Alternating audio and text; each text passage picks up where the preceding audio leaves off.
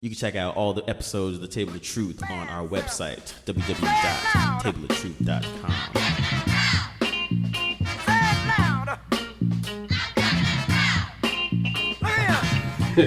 All right, what's going on, everybody? Welcome to another edition of The Table of Truth. This is your man, Cam. Across from me is... Yo, what up? It's your man, Martin Luther Pope. To my left... Don't shoot Duane. And we're back with a special emergency edition. People's just going crazy. Yeah, I mean, it's a crazy world out there, man. Fight the power. A lot of stuff going on.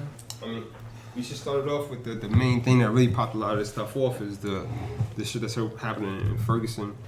Yeah, so everybody knows, but just a small, quick recap.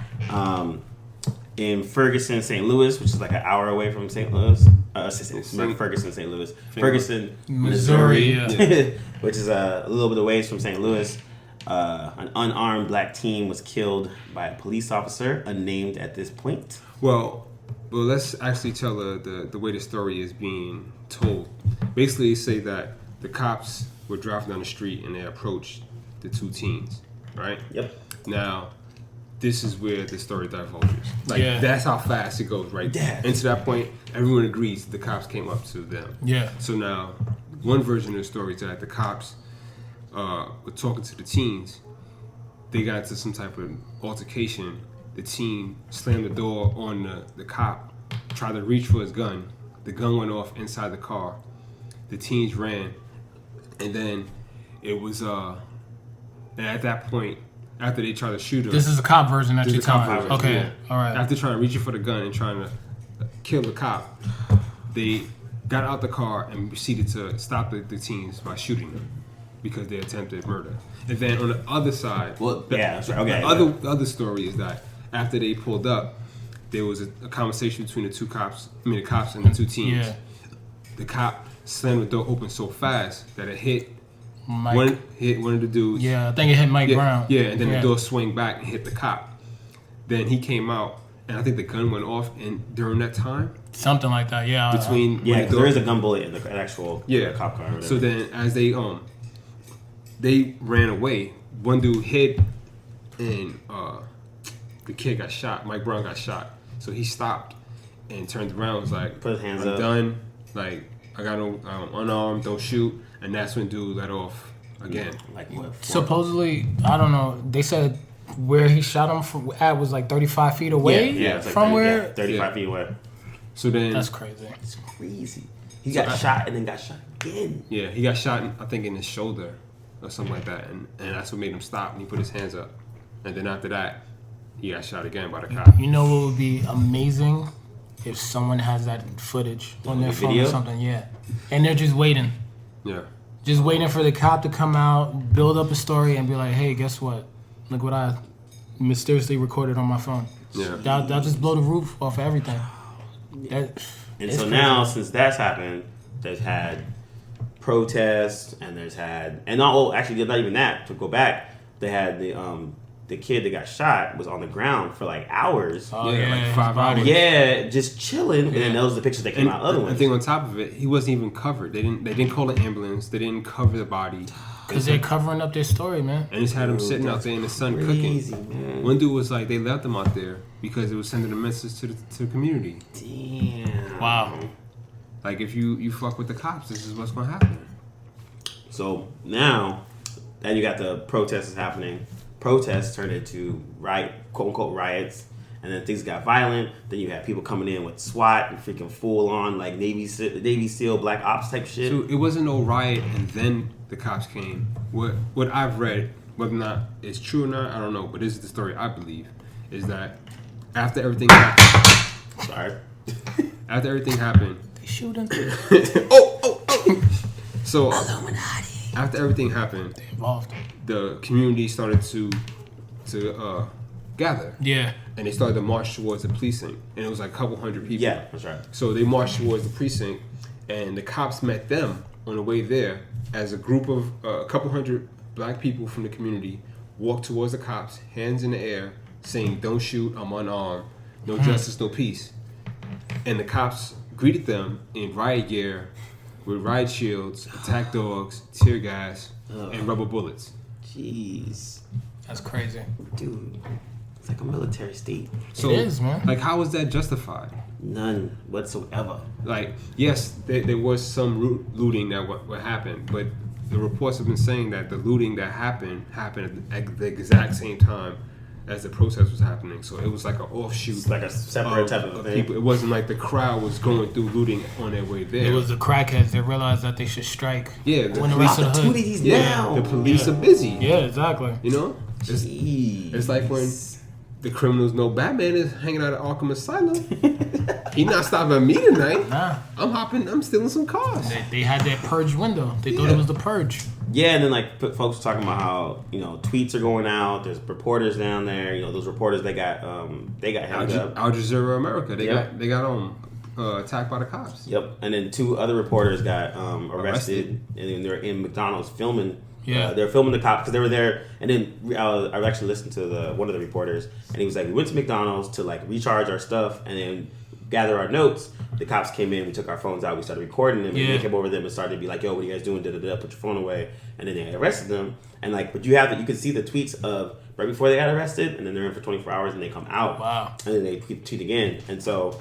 He had one guy, this armchair activist, so he's got one of the dudes from MSNBC, Joe Scarborough, was talking about, it seems like these reporters are just trying to get on TV and blah, blah, blah, blah, like some dumb shit like that. And so the dude that was actually... mad they're reporting real news? And the dude they actually got arrested, he was like, actually, we were being reporters and we're on the ground. Yeah, exactly. And it was like, dude, he's like, you need to shut your mouth and freaking do some real reporting as opposed to just sitting there and... reading the stories that come across your desk. And he had been there since, I think he said he'd been there since like Sunday or Monday. Yeah. See, but that's the problem though. There's very little journalism done anymore. Yeah. Like they don't. I think the stories now in the past was like, what's the most objective way we can report this story to people so they can make their opinion and stuff. Yeah. of the story. Now it's like, how can we report the story to get the highest ratings for whatever medium we're putting this out on? I remember when CNN was a reliable source. You know what I mean? Now they become like TMZ. Like That's when James Earl Jones did the voice. This is CNN. Yeah, they don't just trusted, man. When I heard that, I was like, okay, it's time to listen. See, you don't do it no more. Yeah, back in the days, Iraq, we about to get bombed. Turn to CNN, so we find out where. They had all the news, but now it's just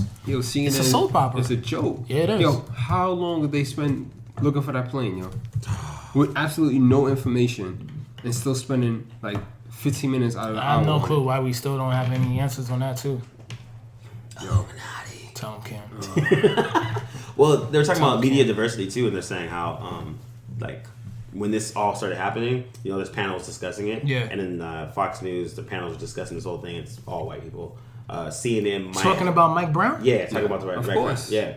Then CNN has maybe a sprinkle. Yeah, the CNN was the one I saw with David Banner. And, yeah. And then but they were saying on MSNBC you actually had like a full black panel talking about, and they're all scholars and this and that, and like say for NBC, not even say that they're doing it better than everybody else, but they actually like, hey, we know there's a lot of intelligent black people that are that do stuff on TV. Let's actually let them talk about this stuff. And then by doing that, it actually talks about all the whole range of issues, everything from the police and the criminal system to the the school system stuff to the viewpoints of everything, and like so it's just a wide that's why it was so. What was the lady that got shot when she went up to someone's door? Oh, got shot in her face? Yeah, and then the dude got found guilty. Yeah. And we're more surprised that he got found guilty as opposed to being... The truth. We were just waiting for him to get off. That's crazy, dude. I was reading a story the other day about the cops where a dude was driving and he got into an accident. He went to the dude's house. Oh, I heard about this. Yeah, for help. The dude called the cops, and the cops shot him, tased him, and then beat him. Yeah, after his accident, too. Like... How is that? How am I supposed to have any type of confidence in the cops like that? Dude, that's freaking crazy. This makes no sense. Something Pope brought up yesterday was he was saying that you feel powerless. Like what can you do to get the word out? Like what can you? I don't think powerless is the right word. And well, give me another one then. Hold on. No. Thesaurus out. I don't know. It's somewhere between powerless and helpless, but. Or apathetic. No, that means I don't care. I get that way sometimes. I care, but I just don't know what I can What to do with that care? to actually make make a difference, right? Because, Yeah, that's true. Like, That's true. my first reaction is I just want to go punch cops in the face. Which isn't gonna do anything. That won't even solve. Even if like I really actually hurt the dude and I got away with it, like it's hurting a cop that may not have anything to do with it. True. And he's probably been a good cop his whole life. But why is that your first reaction as opposed to we should sue him? That's what my coworker, the white dude. That's the first thing he said. Yeah. He was like, "Man, if I was in that situation, I would just sue him." And then I was laughing because I was like, "That's not the first reaction that most black people have. We would be like some type of physical violence or protesting or something like that." So, but it was interesting that the first thing he thought of when an injustice had been wronged against him was to sue automatically. That's like an American thing, and then and for us, it's some type of protest or violence. I'm not. You're not speaking for all the black people. Yeah, No. I'm saying I'm not the victim. True. If I was the victim of police brutality, oh hell yes, the first thing I'm gonna do. Like I'm gonna try to protect myself. True. In a situation, but after I got my ass beat by 15 cops, you damn right I'm gonna be rolling up with Al Sharpton, telling people. Nah, he's the last person I want around I'm just behind saying, me. Nah, I know what you mean. That's like, it is. I'm trying to get my. Who would I go to? I'm going to try to sue them because that's in America. That's the only way you people respect you is by taking their money. I go to Obama. But yeah, Obama's not doing nothing. Yeah, I mean, he's not even speaking on the subject. I heard he's supposed to make some type of. He did that. What he did? Yeah, he's on vacation. So you see him come up and he has to talk about Syria and all that. Yeah, like bro, that saw him come up. It's like, by the way, he's like, I'm not even supposed to be here. Come up with sandals on and sunglasses. He's just sitting there like, yo, what's good, people? Yeah, the polo. Her shit's going down. Came out in his bathrobe. Niggas is chilling and shit. This mic on? Yeah, sandal with black socks on. Word. Yeah. Malia, give me that Coke 45. It's like, this iced tea is delicious. But my reaction was that I felt like America doesn't value black life. No, I don't think they do at all. Because look at, and again, I think the biggest perpetrator of everything, like not only the cops, because they're terrible, not only the government and the way the rules are set, but I really believe the media is the worst, like, culprit of a lot of the ways that black people are treated. Because if you look at the way they're portrayed in everything, it's horrible. And again, I take full responsibility. I can't take responsibility for the black community. That's just what it is. But like the things that we create, like the music and some of the movies we make and shit like that. Granted, that's all entertainment. The music. Yeah. Not all the music. Well, the music that is popular. Popular So music the music that the rest of America's listen to, the one that we create. Like, I was talking to cricket about. Oh, sorry.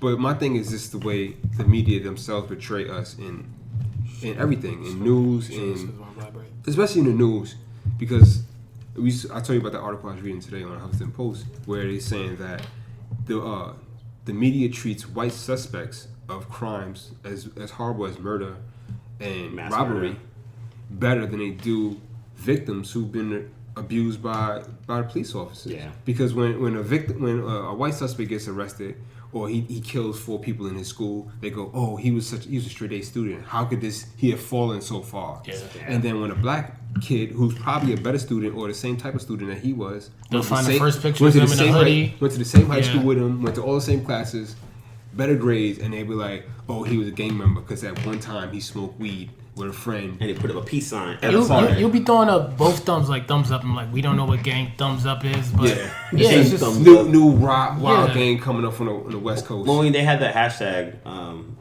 if I was gunned down, so they put up 2 pictures. Like here's like a picture that I think they would use, and here's one that's like, so it'd be like, a guy have a grimace on it, and the next picture is him smiling with his daughter. It's like, they're not going to use the one smiling with his daughter. Exactly. They're going to find the meanest looking one because it sells, like you said. Yeah, I got a picture of me smiling with my daughter. I'm going to use a picture from Halloween when I was dressed like Nick Fury with a gun and a cigar and shit. Nick me mugging for the camera. Gun down in the Bronx. Exactly. This guy's a killer. He already lost his eye in one battle. Time to lose his left in the other one. Yeah, like... Oh, man, it's the worst. Yeah, it's actually crazy because now... What were you saying about Cricket? Well, Cricket was basically saying... He was talking about how he's older, and he was saying... Talking to his dad... And his dad was... not saying what his dad does, but his dad was basically saying... Wait, hold on. Cam leaves the league. And draw snitching? Anyways... it's Cricket with herpes. It's like, yo, Cam, come on, man. Yo, Cricket, if you have herpes, Cam, did I say that? This is a pure guess. It's Cricket, the one that gave up the government secret. Yeah. I use aliases. anyways, Go what ahead, the man. point was, but he was saying that when something like this happened in the 70s or something like that, what would happen? A massive The community. the whole community Yeah. would get rallied around, whether it was Black Panthers, whether it was the Nation of Islam, blah blah blah. Everybody would come together and have a big protest of it, and no justice, no peace, that kind of a thing.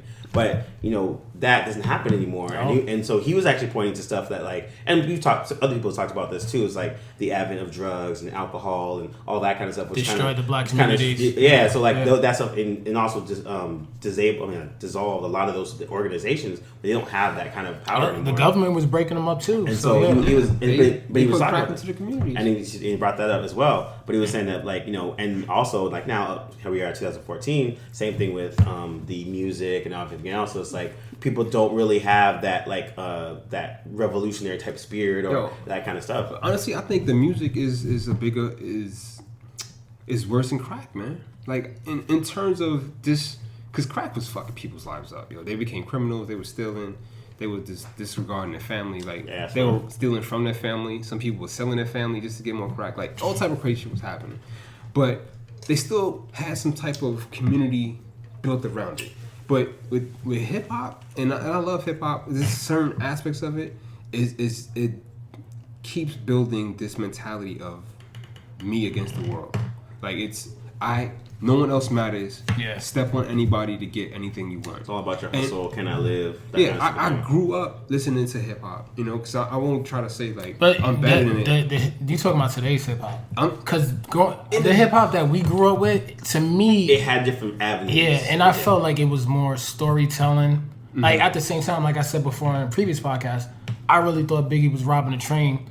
Like I thought this was really happening. Yeah. But when I got to listen to it, I was like, this dude's telling stories, like amazing stories. Yeah, but not everyone. But exactly, somebody else might listen to them and be like, I'm about to rob a train. I want to do that. I want Yeah. to live that life. Exactly. Even though get rich and die trying. Like that type of shit is what is now ingrained into the youth. My ambitions as a writer. These are songs I grew up with. I don't know what they playing now. Blowing Money Fast, BMF. Like I was making. My daughter asked me to make get some songs for her iPod, right? And she had 12 songs. Only 5 of them joints made it through.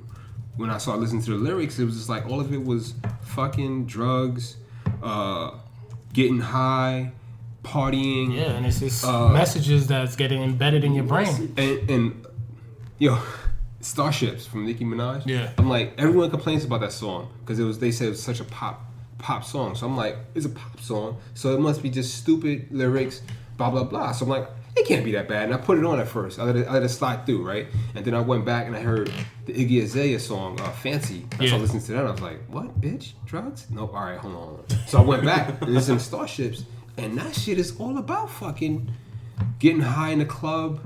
But she says it in such a way that you're like, wait a minute. Getting paid and then blowing your check that weekend at a club.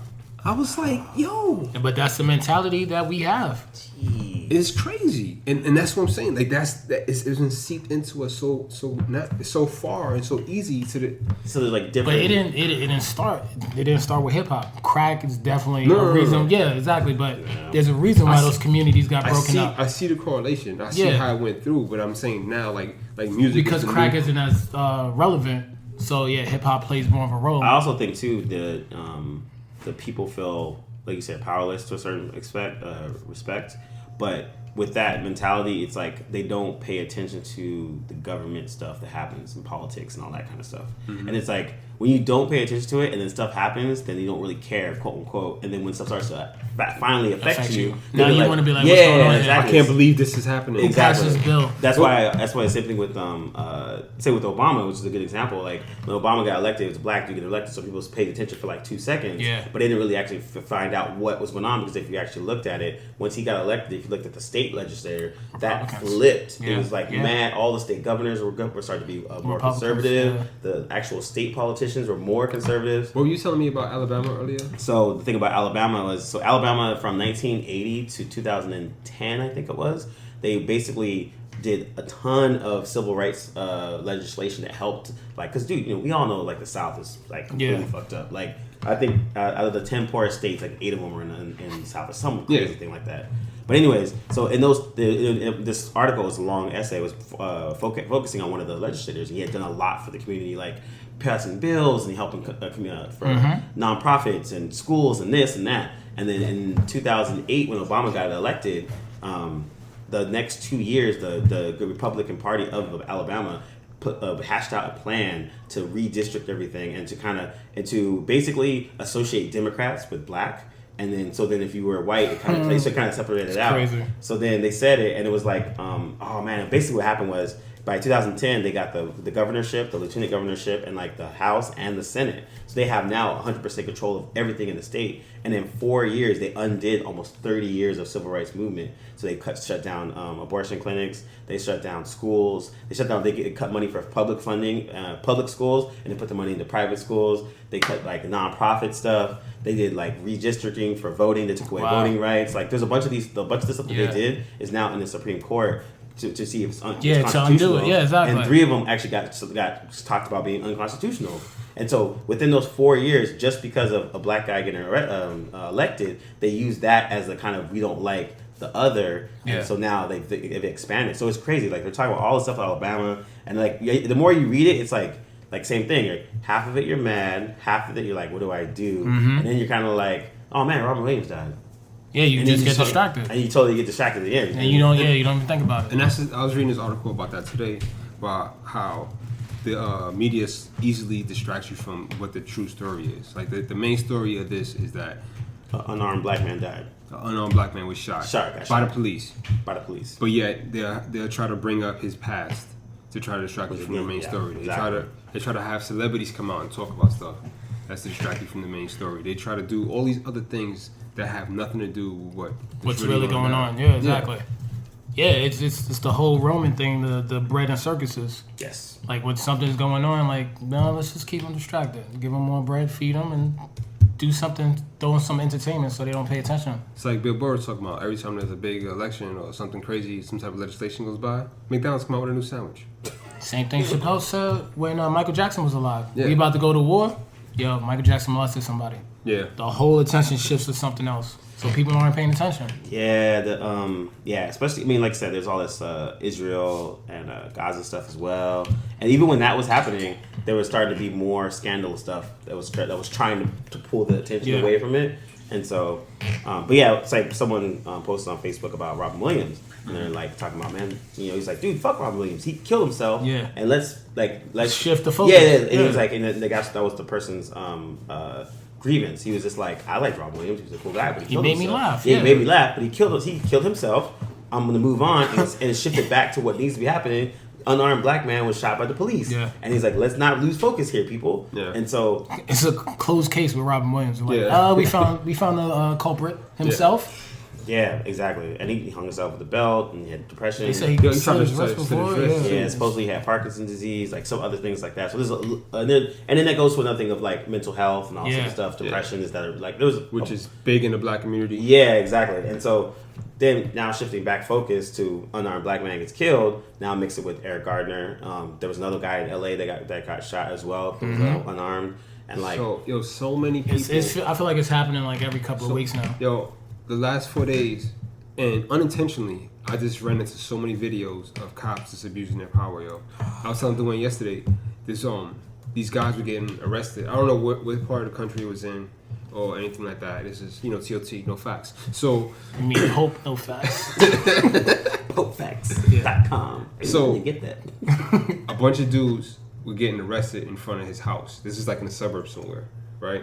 So I looked at the suburbs. So it's like 4 or 5 dudes getting arrested right on the curb. Yeah. So the dude came out of his house and was on his porch. And he was videotaping because one of the dudes was his cousin. He was like, yo, record this. Make sure everything is cool. So the kid came out and was recording on his stoop in front of his house. So the cop came over and was like, yo, put that phone away unless you want me to take that phone from you. And he was like, I can record if I want to. You can't do anything about it. The cop came up on his stoop, tried to smack the phone out of his hand, and it began to wrestle this dude over the phone. Wow. So a big scuffle took place between him and the kid. Now, his girl, like another person is in the street, started recording from another point of view. So now there's a banister there's the kid's mother trying to get the cop off her son, and the son fighting with the cop. Another cop leisurely walks up to the banister where she's at, jumps up the foot where the step was at, then grabs her in a chokehold and tries to pull the lady over the banister. Whoa! From behind. The hell? It looks like she almost broke her back, yo. He let her go. She flipped back over, hit the floor in front of on the joint. What is going on?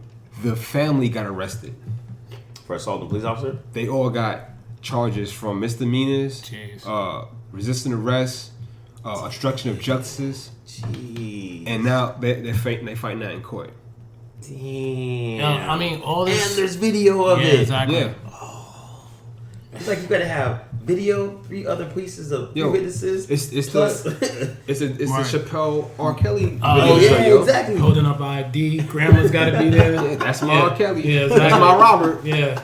Like you need Just- everybody there. Dang, dude. You need so much evidence now, and the thing is, cops get off all the time. But yo. because they rule everything. You know what I mean?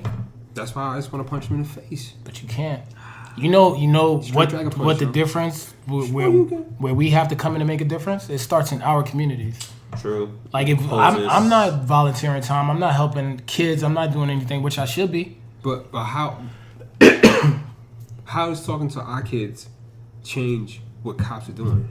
Because it's gonna change their viewpoint on us. If they're seeing positive role models, It don't matter. I'm not talking about overnight. Well, there isn't even like. I don't think that matters Well- because in the end, it's how the media is going to portray them.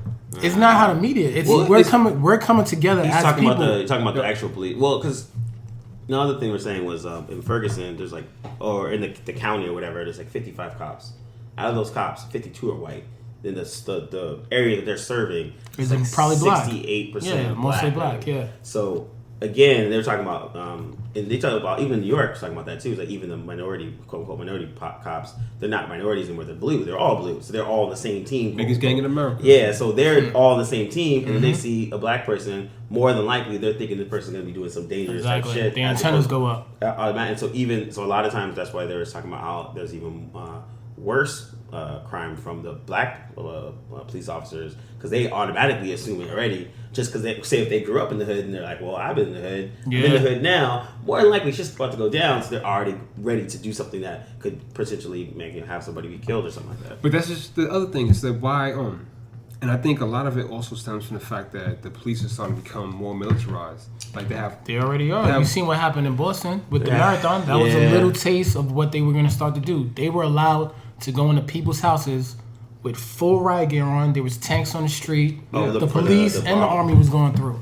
yo, And they passed a bill for that too. Like they're allowed to do that now. That was the 9/11 type stuff. yeah, because now they got tanks, they got riot gear, automatic weapons. What do police need They got tanks? Yo, they got tear gas, they got Yo. riot shields, drones now. Oh yeah, drones. Why do is that Like- money being spent on that and not education and other stuff that? Hey, man! Why do you hate America? But yo, I don't you wanna see- don't think giving back to your community would make a better community? What I'm saying is, in the grander scheme of things, yes, I agree with you. Like working with the community, helping build your community up. Yeah. Yes, that's definitely needed because our communities are shattered. Everybody's an individual. Yeah, we need to come together and become a unit. Yeah, I wholeheartedly agree with you. Okay. My thing is, even if that is the case, kumbaya, we all put on our king crowns. No, it's not kumbaya. That's No, yeah. we all come together. We are a unit, and everything that happens, we move in a unit. But if whatever we do is portrayed to the grander scheme of the world as that we're doing something illegal or we're bad, no matter what we do, we could be dressed in suits and still get shot. Sure. Well, Like, it doesn't matter. Just like Kim said back in when you were talking to cricket, there was the Black Panthers. There were other leaders in communities. Yeah. There's nobody. Well, Why also, is too- Al Sharpton the figurehead for everything? Yeah, well, we don't have. Well, the other Like- thing too is we don't. The communities. I know they have like outreaches with police and stuff like that. Yeah. But like I think that's the other thing that's kind of gone as well. Where it's like I remember like I grew up in the suburbs, so when we had our like drug program, whatever, police would come in. Yeah. And then our Dare or yeah, whatever it was. dare, Yeah, like yeah. dare. I was like, yeah, man, I got my shirt, dude. I'm gonna buy one. I only know that from video games, yo. Really? That's the first time I've ever seen it. Oh, really? Yeah. What, narc? No, that was Plus, everyone that was like the best Dare student, they all became drug dealers. But anyways, They knew the game, man. but you're right. The communities You would learn work it from the inside. Yeah, exactly. But the communities would work with the police more to do things that was like the police volunteering That's when for you were stuff growing in up, though. school. PAL. Yeah, when I was growing up. So Something you had, like PAL and stuff yeah, like that. like all that kind of stuff. They would do it like with this. They would volunteer more in sports, Yeah. or like you knew the names. Like I used to be on PAL. and like I didn't like I don't really have too much interaction with the police in general. But then it seemed in my head, just as a younger kid, you see it. Well, I used to personally be on PAL. I was on the basketball team, Yeah. and there were cops on that. I remember growing up in this neighborhood, there used to be a black cop that had that little like scooter car, and he would like ride around a certain time, and like he'll get out the car, talk to people. And my viewpoint growing up, I'm like, oh, that's how a cop's supposed to be. So to mingle with your community, Yeah, know what's going on. That's what I meant. That's what, like, that doesn't really happen. That as much element is anymore. lost. It's more of like, I dare you touch that. I'm gonna hit you with this stick. Yeah. Like it's no cops. They can't even come and point out somebody's name in the community in like a positive way. Like, oh, there's Cam. Yeah, He does this. Nah, that's a good point. So that's why I feel like I mean, when I see like in Bed-Stuy now, it's like there'll be 8, 12 cops. You know, two at a corner for like 10 blocks. I'm like, when's the last time a cop told anybody good morning? yeah. Yo, when I work in. When was the last Midtown. time you said told a cop good morning? I haven't. I was PAL was probably the last time. That's a good point. When was the last time? I don't think I did. I work in Midtown. So they could tell you keep it moving? I'm like, good morning, sir.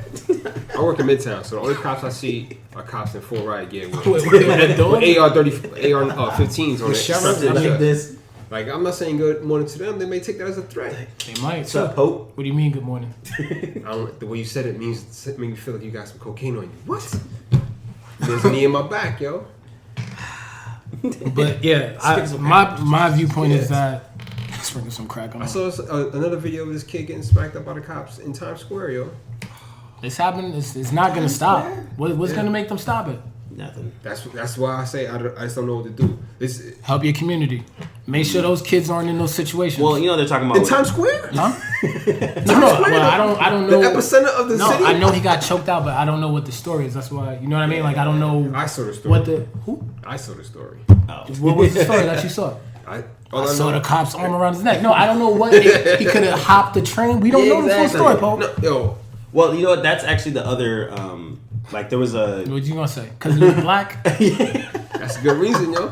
Yo, Well, from the video I can't think saw, like that, they were man. just standing there. But they that's were videotaping, and it And always the cop came out of nowhere. Whatever. Watch this. Yeah, every time I see somebody, You made him go to sleep. I see a video with cops. It always starts with a videotaping, yo. Whenever you try to videotape and do anything, you get an uppercut, yo. You get that choke. Because Wait. it was a teen. She was like, it was a girl started off. She was like 14, yo. And Is that she the was- one in the subway or no? It's No, Times Square. I this see is the right in subway. Times Square, right across from H&M. Wow. So, you know, right where You the giving them plugs for? the floor court, they paid for that, yo. You know where the food court is, like where the Yeah. tables and stuff. So they were right in that center, and the girl was videotaping, and I couldn't really hear what the cop said to the girl, but then he walked over to her and tried to grab her phone, and like kind of threatened her. So her brother, who was like maybe like 16, maybe 17, he got in between them and was like, "Yo, you don't have to do that to my sister," and then yoked up, right into the yoke, and he's like, "Yo, I'm not doing anything. I'm not resisting arrest. This cop just grabbed me. Yo, I hope somebody's videotaping." And after that, kids head over heels. Yo, flipped over, slammed on the floor. So why did the cop come up to him? Because he was trying to take the phone from them. That's how it started with Yeah. the girl. He was trying to take the phone from the girl. Yeah, But why? she was videotaping Videotaping what? them. I don't know. Yeah. No. Well, Like, I'll find a video and send it. that's to the you. other. like- That was the. That's the other like. That just sounds questionable. Like, Well, that's could that's the other videotape- thing that people talk about too. It's kind of like every time we talk about this, it's like the victim thing, but they don't say that from the cop's side. And then sometimes they say sometimes there was an actual altercation. You know, they felt threatened or whatever from an unarmed black man in the hood or whatever the hell it is. So a lot of times you only get the videotape of right when the action's actually happening as opposed to the beginning stuff. Yeah. So to be fair, I'll give you that. Yeah, so to be fair, well, I sometimes, don't- yeah. exactly. So I think, and plus, you have to also think for police officers, they'll be in situations where they don't know what's going on, so they have to make sure You have to react. exactly. Yeah. A lot of now, And their reaction is normally physical. to unload a clip of their whole gun. And stuff like They're supposed to be trained to use minimum force as possible True. to sustain this situation. Take their guns away. But it seems like with all that. But then everybody else has a gun in America, so you're gonna get shot. Yo, there's more guns in America than there are people. That is insane. And they don't. There's no gun violence in London. Insane. But back to the Mike Brown story. One of the things that the kid said was the cop told them, he cursed at them, is what he said. He's like, "Hey, stay the fuck there," and they were like, "No, where we're walking is right there." Yeah. With that, That's what it was. They told him to get out the street. exactly. Yeah. And I'm not saying whatever, but the right way to do it when you're dealing with these hot-headed cops, yes sir, blah blah blah. No. You know what I mean? And that was the other thing that was brought up too. Is like, and we all know this, being in the black community, that. But it's a shame that this is something that you have to teach each other. Exactly. But the thing is, though, is it wrong for them to say the place I'm going is right there? I'm already heading there. What's the problem? Well, with 2 seconds? I don't know why that cop was stopping because we still don't know who this cop is. No. Granted, I'm saying, but I'm just Yeah, looking at it from both sides. if supposedly a cop is authority, if they tell you to do something, You're supposed to do it. yeah, and if he gave him a reason to stop, then do it. But if he's like, I just need you to stop, and he's not telling you why, Yeah. you have every right to keep on walking. Yeah. So that's when they said that, I was like, oh man, like that he probably Makes got it ticked dicey. off. Yeah, Yeah, exactly. But then also, you're But right. no matter what, they should have never got shot. But you don't think these cops be like, just have a bad day and That's go, mad evil to wake up and say I'm gonna kill somebody. and look for a reason to have an altercation with somebody so they can take some of their beef out with them. I mean, could partly be it too. Because I'm not in a position of power like them. But also, look So- at New York. We have tons of cops, and like sometimes I'm like, some of these cops look kind of hood too. And there's a couple thugs in there with a shield. There's dirty cops all over. I went to yeah. college with some of these cops, yo. I went to a cop college, and I seen some of my friends as cops. I'm like, yo, what's going on? I mean, they're just like I'm collecting a check. So we got the hood cops, we got the lazy cops, we Yeah, got that overweight too. cops. Yeah, like, overweight ones. there's no Yeah. standard when it comes to cops anymore. I'm just saying, like you don't think that's ever the case? Like That what? the So cop they're is- out looking for like, trouble. A cop just had a bad day. Just to unload. It's the chain of screaming. Like his boss Told him something crazy. His boss's Yeah. boss screamed at his boss, so he came and screamed at his boss, and then he came and screamed at Officer Timothy, and then now he's out in the The street. walls. He's gotta hide He's him. mad looking for somebody to scream at, and then somebody I feel drops like a that rap does on the happen. floor, and he's like, "Yo, come here, let me talk to you." And he's like, "Why?" And then now this dude is dead because he had a Snickers bar in his hand. Like, Yeah, I feel like that does happen, and then there's a buildup. But if I was in that situation, well, I don't know what I would have done, so I can't even say. Well, also too, like we're like they always say this too. We're all taught how to talk to police. Yeah. And it's like, sir, quick answers, answer them, and it sucks. And I remember one of my white friends was like, "Really? Like you guys actually have to talk?" I'm like, "Yeah, man. That's like birds and the bees. Like, exactly. Birds and bees. They're like, find that out before you find out about sex. If a cop ever stops. let me it's- talk to you about the blue shield. Yeah. but it's sad, and so my friend, he was white dude, he's like, but he was like really like asking those questions, like, but I mean, why would you have to know that? I'm like, apparently you've never been stopped by the police with a black person because you can see it's completely different. Yeah. And it's like, and he was like, hey, this kind of blew his mind because But it's the truth though. They don't go growing through up. That's a conversation they never have to have. True. And that goes out to white privilege. Like all the shit that Charles Gambino was talking about in Yeah, his rant. white But privilege it's just stuff. like it's the same thing. And I read another article about that. This woman was saying how she almost lost her she had fibroids. She almost lost her uterus, but she decided to keep it because she wanted to have the opportunity to have a kid down the line. But now she's second guessing that decision because she doesn't want to have that conversation. Jeez. And it's the truth. Like you have to have that conversation with your kids at some point. Like I gotta talk to my daughter about sex. I had a weird conversation with her already about it, and I gotta go deeper with that conversation. But then I have to now go into a conversation about how to deal with cops because like automatically you're targeted Because of your skin. just because you're black. And like white people, no matter how many stories we do, no matter how many movies we make, how many conversations we sit down with them, they'll never fully understand what it's like to walk looking over your shoulder in a city that you grew up in. They won't. Walking around in your own neighborhood, not only looking for thugs and people who may rob you, but looking for cops who may rob you and assault you. Yo, it gets to the point where, like, it's sad. I used to live up in Riverdale, and like I would go out till I go to Starbucks, and if I'm walking home, I'm like, I don't want to scare anybody out here that's white. Like in the back of my mind, that's what I'm thinking. I'm like, yo, like I don't want to intimidate somebody. Let me just like walk You carefree. feel like you're walking on eggshells. Yeah, exactly. And it's just like they don't know what that feels like. You know what I mean? Like True. you just walking, you're automatically a suspect. I mean, for me, like I said, Walking while black. Yeah, Walking while I black. thought you said wild block. But even for me, like I grew up in like more predominantly white and Asian area, and then when I went to, I was in Oakland for like a summer, and so that's the first time I've ever lived in like a pretty much more predominantly black neighborhood, and the cops too, and yeah, just dealing with the cops was completely different. Yeah, because yeah. Milpitas, California, the Yeah, cops are chilling. it's more they're not them doing instead much. of interacting. They still treat you differently, but it's not like on some extreme type stuff. And then being in Oakland, it's Oakland, and so things are a little bit different, a little bit. But it was interesting to see it because again, like I know how to talk to pretty much anyone. Yeah. But and also too, I don't have like I sound like a white person, so when I'm talking, I'm speaking clearly, and I mean in my head, I'm thinking I'm saying everything. Yeah. I still get the tone of them. Assuming that I have a weapon or I Trying have to be drugs, smart. or I'm trying to be, you know what I'm saying? Like Yeah. stuff, and it goes back to what people said there. It's like almost the slave to master type talking, where like the master is like saying all these things about basically about to say boy, Yeah. and while you're trying to make sure, while the slave is trying to be correct and clean about what they're saying, so not like misconstrued. Oh, But- she was You don't want to sharp get as whipped.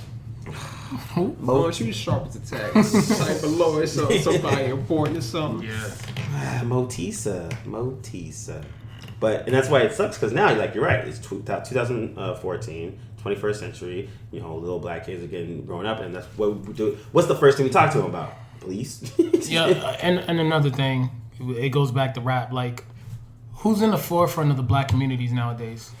Like, granted, it's probably basketball players, it's probably rappers, it's actors.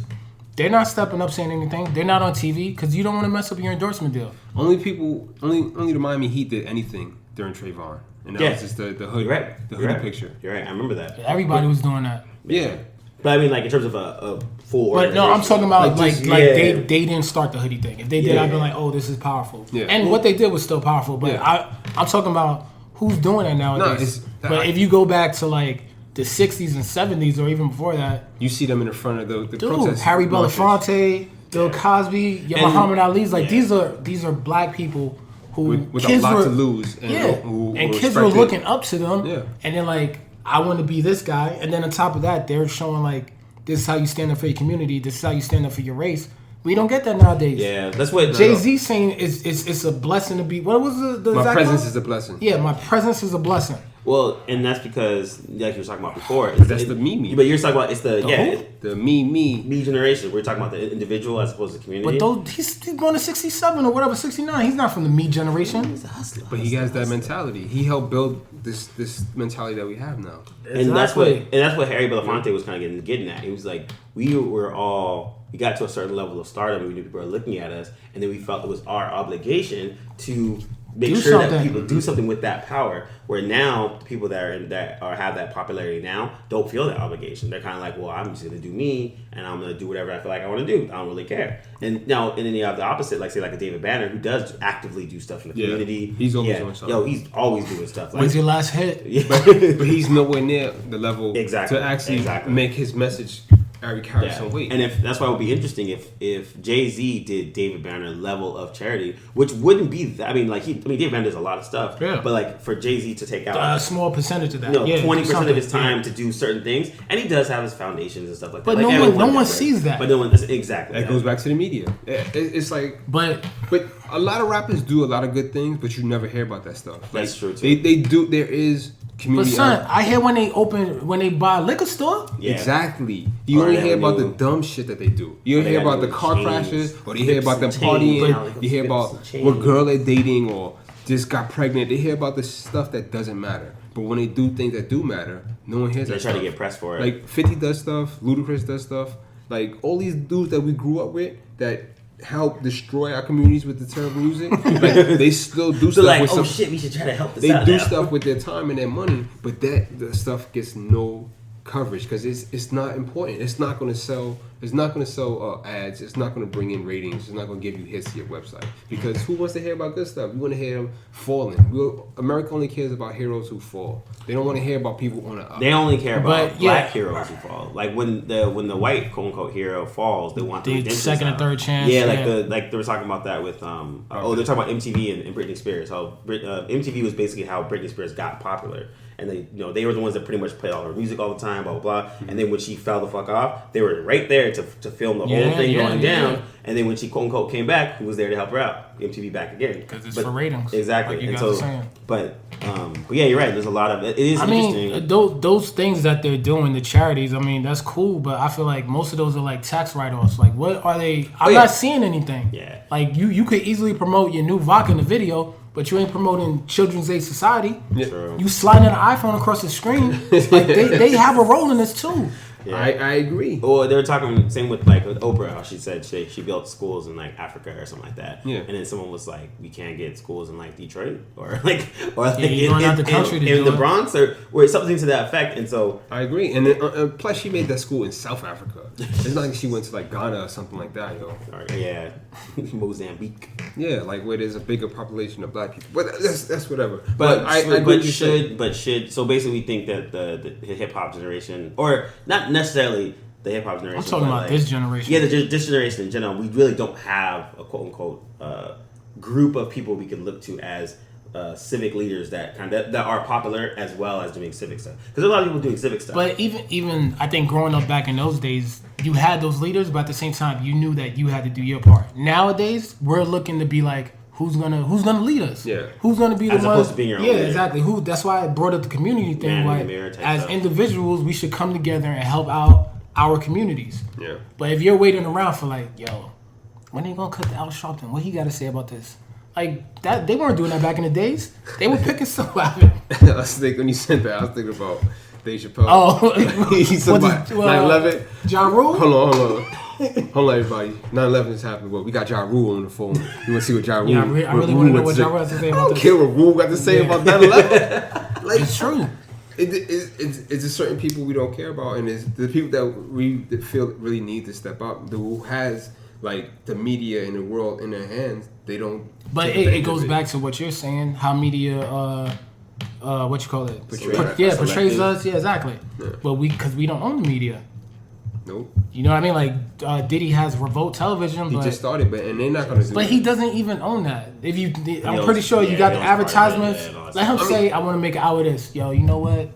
No more Bacardi commercials. Let me second guess this. You know what I mean? Like it's just certain things where we don't like Tyler Perry. Even though I rag on him, this dude owns his own production company. He employs a lot of black folks. He did a lot. Everyone that he used to work with back in the day, he brought them all with him, all his actors, all his crew folks. So he definitely has that community feel. Stuff like that. Keeps the money in the kind of like it's kind of like the article about Jewish people and talking about how black people have liquid money, where they just get money and just it flows right out of them because they don't put it back into the community. We need another Black Wall Street, man. Yo, my question is, when's the last time you seen a black store, yo?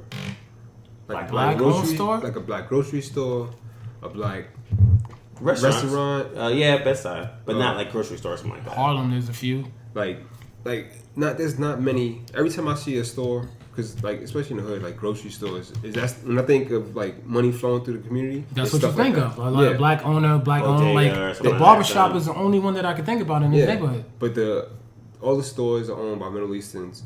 All the restaurants that people eat out of are Chinese restaurants. Like, even the pizza shop, you know what I'm saying, Daddy Green's Pizza and nothing like that, but... I'm not buying pizzas for a black dude. Are you racist? No, I'm not racist. Move your feet. Come on, man. Move your feet to Daddy Green's Pizza. Let me ask you this. Oh, damn, I really want some General Tso's chicken. You walk in, you see a black dude behind the counter. Yo, can I help you? You was cracking jokes when they had a Puerto Rican serving people down there. Hey, yo, this dude's taking orders? What's going on to the Chinese food? Yo, if it's good, it's good. Black people can't make Chinese food. I'm saying, I would give it a shot. If you want something authentic, and if I come into a spot, yo, you know what? I'm in the mood for sushi. I come in, I see a Mexican, I'm walking right out, yo. Unless it's like fusion. Like some Mexican fusion sushi or something. Like a burrito sushi? Like Mexican and Japanese or something. Half the cooks are Latino in most of those places. I know, but... My thing is... I get what you're saying, but I'm like the food, you can't really say food, though. I give it a Say shot. cleaners or something. Because I've been to Chinese restaurants that are run by Mexicans. I've been to Run? yeah, like everyone in the spot was like Hispanic. Crazy. I've also been to like pizza shops that are run by Chinese people too. Yeah, I've been to Mexican pizza. Well, but shop. also too, it's I'll like walk right when collectively when black people start businesses and stuff, it's like liquor store, the stereotypical stuff is barbershop, hair salon, laundromat. Laundromat. Like it's not like Still gotta make that movie. I know. they're gonna do like they're gonna do a Bed Spot, not a Bed, but like a GameStop like chain. And it's all black, something to that effect. Like it's not like I'm starting to see that like in my hood, like they have a GameStop. It's like all minority employees. But I'm wondering who owns it. Like, who's the franchise person that has it? I don't think GameStop's a franchise. It is. It's all individuals. It's a corporation. It's a franchise. It's like you can buy a GameStop, like a Taco Bell, like, franchise. or like McDonald's. You own that. Like those people, they Dunkin' own that. Donuts. Yeah. They own that because it's a franchise. They own that one. They just part of the. But not many. structure. But you're like you say in the hood, like you don't really see. Not too many black people open a grocery store. And I've always wondered why that is. Yeah. Like the same thing with the bodegas. Like most of the bodegas are Middle Eastern. Like almost every single one. You know what? I think a lot of black people now just their financial and career goals are more like entertainment. Like I want to open up a studio, or I want to be a rapper. I want to be a singer. Instead of something that quote unquote is hard working. Not only that, but just something that helps somebody besides you. Like I mean like that's their viewpoint. Like owning a grocery store is quote unquote a hard working job. The young kids open up the reseller shop for sneakers. No. It's in Harlem, and they're supposed to be in their 20s or something like that, and they just basically did a Fight Club, but it's a small little shop, and it's like basically the same model of you bring your sneakers in, they'll appraise it, and then they resell it. And so, that's pretty. And I was like, that makes sense. You're 20, you're in your 20s, you like sneakers, you see a market for it, and you start to do something like that. And I was like, that's different than your normal thing. And I like that. Or we're starting to slowly see more. He's all about white guy. We're starting to see more like they have black girls that code. They have more. That's actually a community. That's a program. Yep, it's a whole program. They start to work with other My communities daughter and went stuff like that. It's pretty cool. It's pretty cool. So I think we're starting to see it, but you're right. Like it almost seems like there was a lull for a while where it's like all we did was open up, hair salons, fried chicken spots, and freaking barbershops. Like that doesn't make sense. Or like I said, like the rappers are having their own liquor or their own endorsements or their own energy drink. We don't own any media, no outlets. Like, you know what I mean? Like, somebody wrote a statement. It was like, "Oh man, it's a shame we have to go to Twitter to find out what's going on." Like, it's a good thing that Twitter exists, so we can find this information out. You know what I mean? Like, we probably wouldn't be having this conversation without Twitter. And the internet. Yeah. And somebody was telling me that somebody was like, "Oh, the world now is so much worse than it was back in the days." And I'm like, everybody says that. And that's stupid. No, I shouldn't say they're stupid. Like that's certain aspects. That's a false statement on their part, because the world is just as fucked up as it was before. It's just that now we have more access to information. You can see it now. There's a wider view of where to see what's going on. Like when the stuff was going down in Egypt, we can see it live now, and not just from one or those. No one's dropping no nukes. There's no Hiroshima going on nowadays. So when stuff happens, instead of seeing it from those 5 news sources, we see it from 100 news sources. Where kind of like what to say with the anonymous dropping the 911 call. And that wasn't on any of the major networks. But on the internet and Facebook, everyone was trading that shit. Exactly, and resharing it and sending it out. Same thing. All the videos on Vine and freaking Twitter and this and that. Yeah. So it's kind of crazy that's. I mean, for the journalists and all that kind of stuff. Yeah. For Twitter, it's been awesome for them because they can kind of get the stuff out there. And I think they were saying the alderman or whatever that's in that town, he got arrested, but he was actually tweeting a lot of the live what was going on on the ground. He was sitting there protesting with the people, like, hey, this is what's going on, blah blah blah. He actually got arrested while they were protesting as well. Yo, did anybody actually watch Revolt TV? What, the channel? Yeah. Yeah, I watch it in the morning because of the Breakfast Club when I'm getting ready.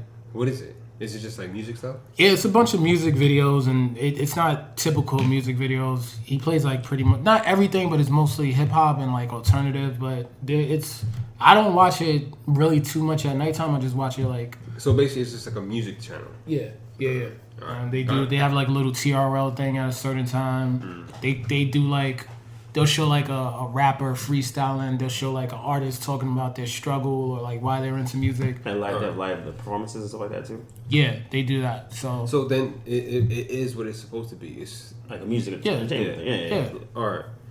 No, I'm just wondering because I don't know. I think people. I hate when people kind of brand things a certain way. Like Revolt TV is not something I think would be. Revolution would be televised, something like that. Yeah, it's just more information and it's just music shit. I mean, I guess it's revolution and revolting the way music is portrayed. I give maybe that's what it is. But like I always saw it as something. It could be something more. And you're right. I wish there was like a beginning, kind of like a current TV or like how it used to be. Or Al Jazeera is actually pretty dope. Yeah, Al Jazeera. I gotta get that. I gotta figure out how to Al get Jazeera that. But or Vice. What's the Vice name? is good. What's the name was cool for a while too. BET News, and then they cut that joint. BET News. Yeah, that was back in the like early '90s. Yeah, early to late '90s actually. Yeah. It was like a half an hour show. Yep. Yeah, it used to come on every at night. 11 o'clock. It was like, Oh, they preach and cut it off. yeah. Nah, it just ratings. Huh? Ratings. And then they had a change of, They probably would kick in knowledge. Yeah. Teen Summit, get that off. Oh man, Yeah. Teen Summit. Let's get uncut on it. Yo, Teen Summit was dope, dude. Yeah. Teen Summit was really, really But cool. that was also in the days where you had a couple channels. Now you got like 900 channels. Yeah. So you like, I'm not But watching also Teen too, Summit. it's like, TV in general, the ratings have gone down in terms of like thanks to the much- internet Yeah, and thanks to the internet and stuff. cell phones. also the quality of what's being aired. Yeah. Like, in the 90s, you'll never see a show like, what was it, Honey Boo Boo? Like, it's a show about a little obnoxious little girl. I still don't even know who that is or what that is. I'm so glad I don't. It's awesome. The only thing I know about her is she's stupid and obnoxious, and this is from watching like Talk Soup, but it's just like she was on one of these shows. Pageant or something. Yeah, it was like Tykes and Toddies or whatever. It was like one of these kids pageant shows. Yeah. And she was just the most obnoxious person on the Star show. or whatever. So they gave her her own show. And it's a hit show too. Yeah. Reality TV, man. They're talking about how like reality TV, because it's cheap to make and produce, and then but you get a lot out of it because you get those ratings and you get the ad buys, and then the other programming. And like, even with CNN, like they cut out a lot of their investigative reporting, like sending reporters to places and stuff like that. I mean, they still have their certain names that are always there, but a big part of their budget just got shot. CNN is so terrible, man. It's sad. I get all my news from Daily Show. Like, I get it from a comedy show. And a lot of people in our age group, that's what they do. And they do better reporting than most places around. And Vice, I've been watching Vice too. Vice is awesome, man. Vice, that's on HBO. But you can't watch more than 4 episodes. Even you'll be depressed. This dude who was on the Daily Show. Oh, last John Oliver. Yeah. Last week tonight. Dude, John Oliver's been killing it, man. He's been really. He was talking about this Sunday. He was talking about I forgot what the name of the loans are. Oh, payday loans. Yeah, exactly. That was dope. And I didn't know anything about that. Oh, really? When I was watching, I was like, oh my god. What's that? I don't even know what that is. It's those like check cashing places. So it's like, yo, you need $300. Here's $300, and when you try to pay it back, you end up paying more. $1,200. Yeah. What? Yeah, like it was interest. like 500% thing. Yeah, it's crazy. Because they're basically saying like, the real way to use it is on Wednesday I need $400. I come in, I have a paycheck from last week. Here's this. Okay, cool. Here's your $400. You get paid Friday. Now go back there, pay your $400. Done. Everyone's happy. Yeah. But they said almost 80% of those things that doesn't happen. So then you just have your debts $400, and then it's like the interest and everything compounds. Yeah, I know about that. In New York, they're having I think most of those guys pay the people back that they took extra interest out on. Oh wow. Yeah, like I think a law just got passed. So that's good. Yeah. But it's just, they're unregulated because they're not banks, but they're not not banks. Like it's weird. Like it's just like the what's name. It's just like the housing bubble. Yeah, same stuff. But then again, it also preys on people that don't have the knowledge of what they're doing, and it really sucks to say that, but that's what they do. Like there's a group of people that know how. It's like someone saying about money. It's like there's people that got taught how to buy gold. Right? I mean, sell your gold. Like they're taught how to have money, how to keep money, how to do stuff with it, and there's certain people that don't, and most are minorities. So when the whole the housing bubble crisis happened, you have people that were making like conjoined or together $60K, as a family, and they're getting the freaking $500,000 house. And they can't pay that shit. Yeah. But then the people in the background were handling off their loans and doing all this craziness. They're just betting. They're living outside their means. Yeah, exactly. And then not to cut you off, I was just thinking about the thing you were talking about how white families and black families deal with finances. Yeah. And that's just mad real. And to anyone listening, if you ever want to find like complete knowledge about that, read Rich Dad Poor Dad. Yep. And that book completely breaks down that whole mental structure. It was a dope book. Robert Kiyosaki. Yeah, that book was dope. But I remember with my parents, like my parents they just were not good with money.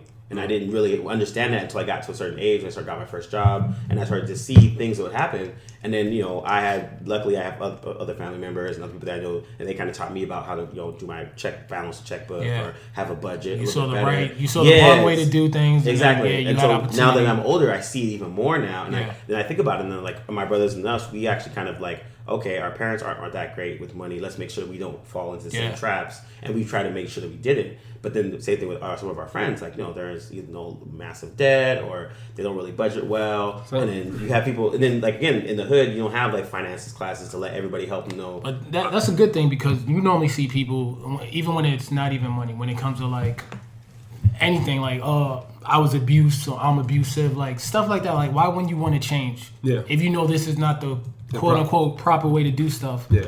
But I'm not just saying our community, but I am saying our community. No, it's bad in the black community. I know I got hit with that drink. Like, I didn't learn about finances until I was a lot older, and I got the ultimate uppercut from our IRS, taxes, credit cards. You find out the hard way, and you make sure your daughter and your son don't go through that. Oh, definitely. She's been getting taught about that since she was like 6, yo.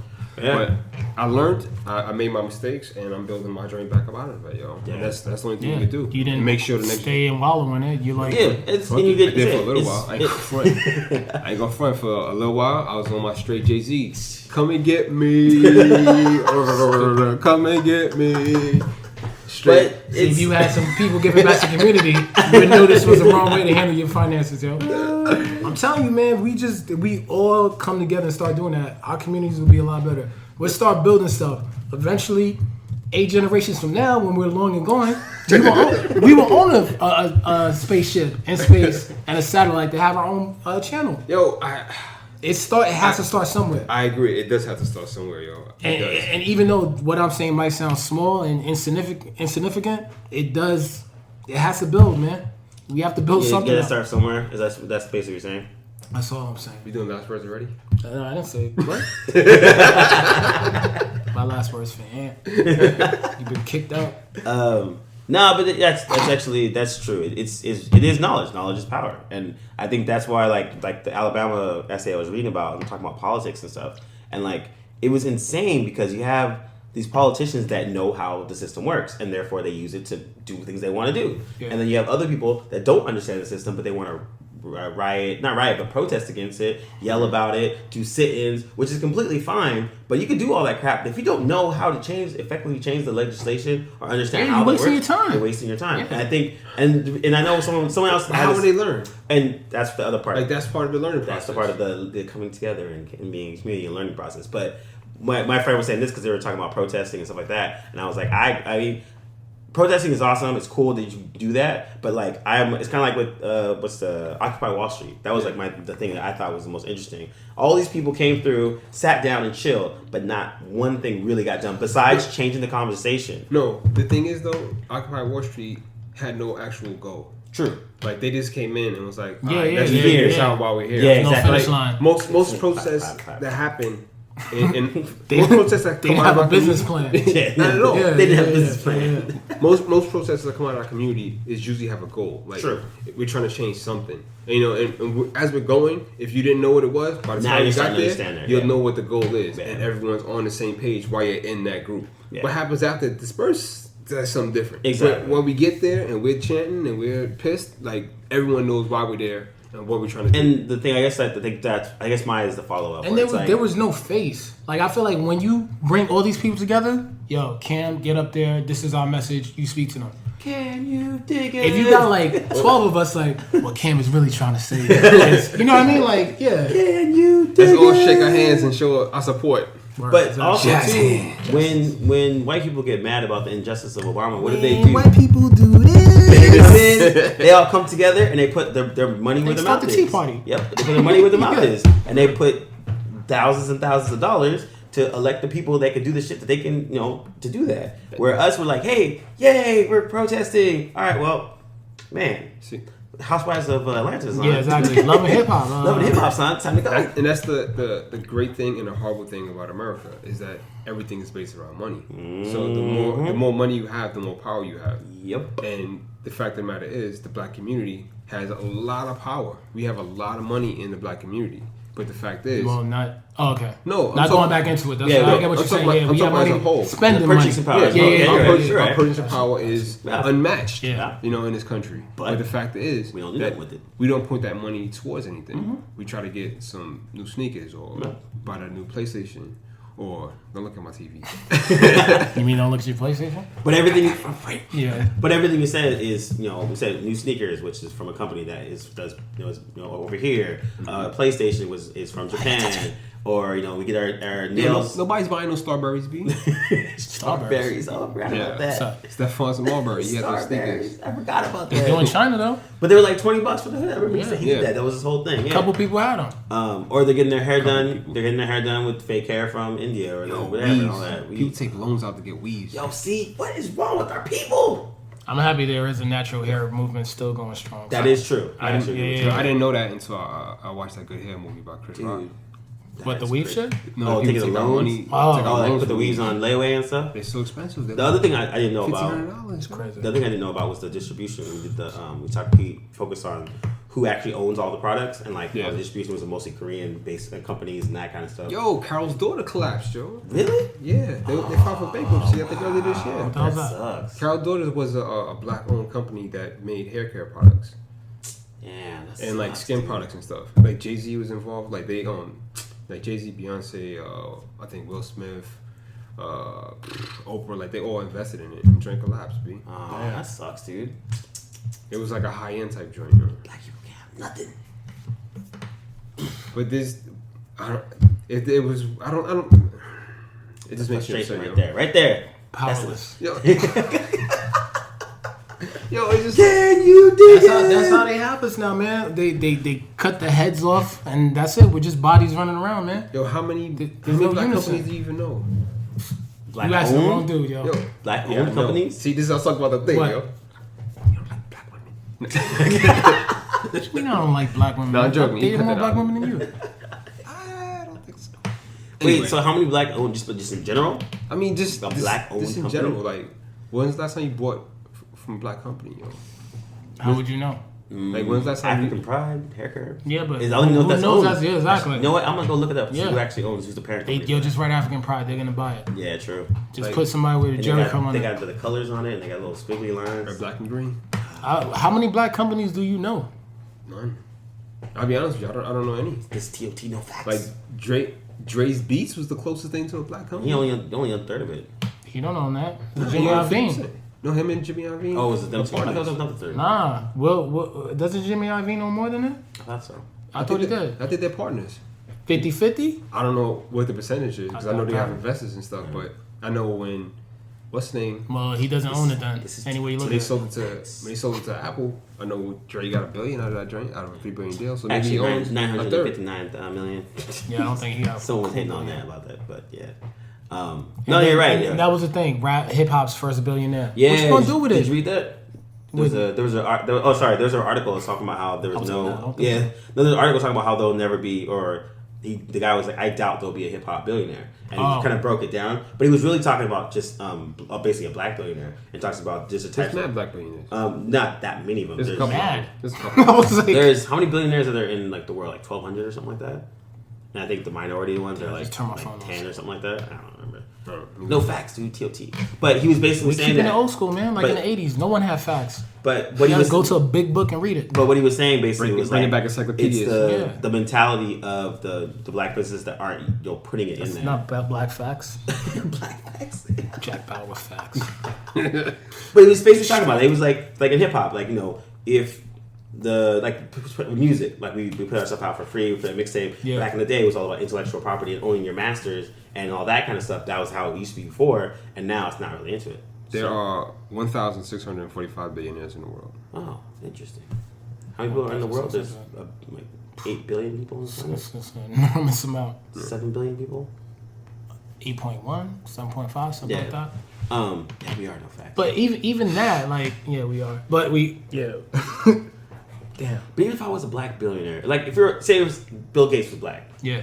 and like he actually does put an enormous amount of money in philanthropy stuff, school stuff, and it's interesting. One of my friends was railing against And you that. do hear about it though. Yeah, and he was railing against. He's like, I don't agree with Bill Gates' like school policies, blah blah blah. I was like, cool, make $1 billion and you go come up against with it. your own. Yeah, exactly. And so I was like saying this. I was like, yeah, you know, I guess when you get to a certain level, like he even said it too. He's been doing this for like 10 years. Like he stepped away from Microsoft a while ago. Yeah. Like, he makes more money. He has so much money. It doesn't even matter.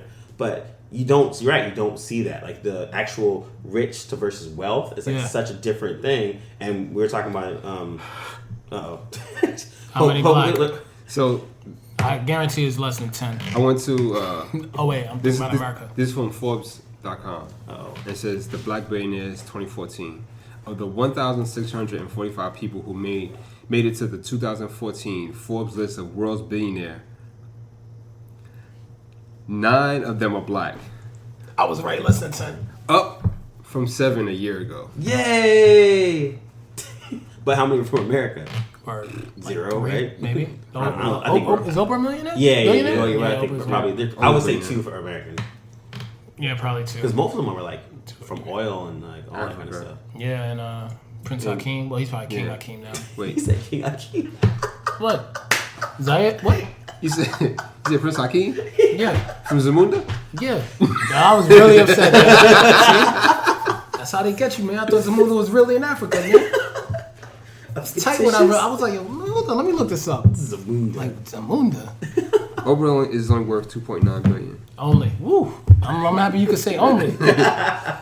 Yo, some people are like $500, like 2.9? It's That's not. more money than you could ever do. I mean, she's wealthy. There's like kind of like Chris Rock was talking about that whole like Yeah, she's wealthy. rich versus wealthy thing. She's and, wealthy. And you're right. A lot of I think What are you gonna bring up? Somebody who's worth like 400 billion? Nah, the richest black guy is worth 25 billion. His name is Aliko Dengato. African. Can't even spell that. Nigerian sugar, cement and flour, yo. Wow. And then it's a Saudi Arabian dude, oil, investments, Yep. There you go. Oil investments and real estate. mining, television was Oprah, oil, Yeah, man. sugar and cement. Rich versus wealthy, dude. And Telecoms. I think our community looks at getting rich in the short term more important than having generational wealth or that kind of stuff. Definitely. Like, you know, parents have money passed down and all that kind of stuff. Like that's stuff that like you're right.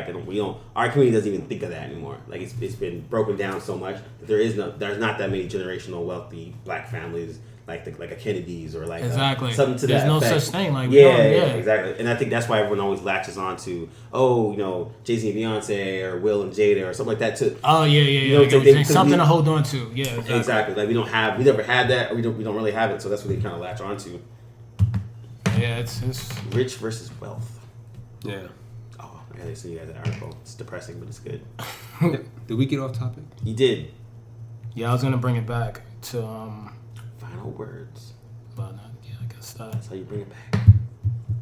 I mean, it all plays a role, you know, because Yeah, we talking about media. We're talking about black-owned businesses. a lot of it we was talking about how money is what actually gets shit done in America. True. And without that, That's the key of capitalism. I mean, that's why I was always like when I talk to people that want to start non-profits and they tell me their plans and what they want to do, and then the ones that are like the down with the man activism people, and I was like, okay, that's cool, but when you look for money for your non-profit, don't you go to the man to get money? Like a lot of grants come from the government Go and to that kind of Oprah stuff. or that dude in Nigeria. For Exactly. sugar. So that's why I was always wondering, like, how does that play with your principles and stuff? Like, wouldn't it be better to start a for-profit company and do well with your money? But my friend was saying, well, that's true, but once you get that money, you're like, whoa, I got to do well with it? I think I'm just going to keep it. Yeah, I mean, you also get a lot of tax breaks and you get a lot of benefits from being a nonprofit. Definitely.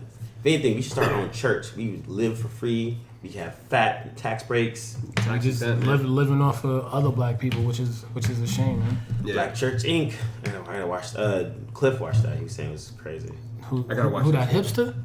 I'm watching it. Shout out Cliff. Hipster Cliff. Geek. Clipster. But, yeah, you know what? Let's do final words. We'll do final words right now. Before Pope overturns his table. He's like, black people. I got no power. Go ahead, Pope. Tell him why you mad, son. Tell him why you mad. Y'all know what to do. Yo, honestly, in my mind state, I'm trying to stay positive and focused and trying to figure out, I guess, the correct way to make some type of change. But yo, if a cop stop me, I might punch him in the face. Yo, I have a lot of anger in me right now, yo. Man, I don't want to go to the police station and bail him out. No, identify the body. But they gotta identify the body. He had a weight tablet in his hand. I thought he was gonna kill us.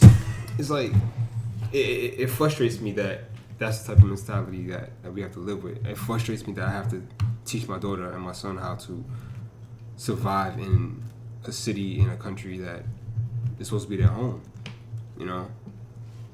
It sucks that every day when I leave my house, I have to walk a certain way and make sure I'm polite to everyone I meet so that I can't be accused of trying to steal that bag or having the cops sicked on me, you know, like pit bulls.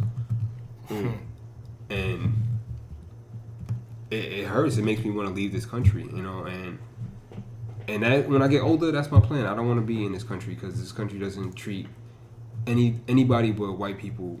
Where you gonna go? Well, I don't know. Be honest with you, I don't know right now. I'm still figuring it out.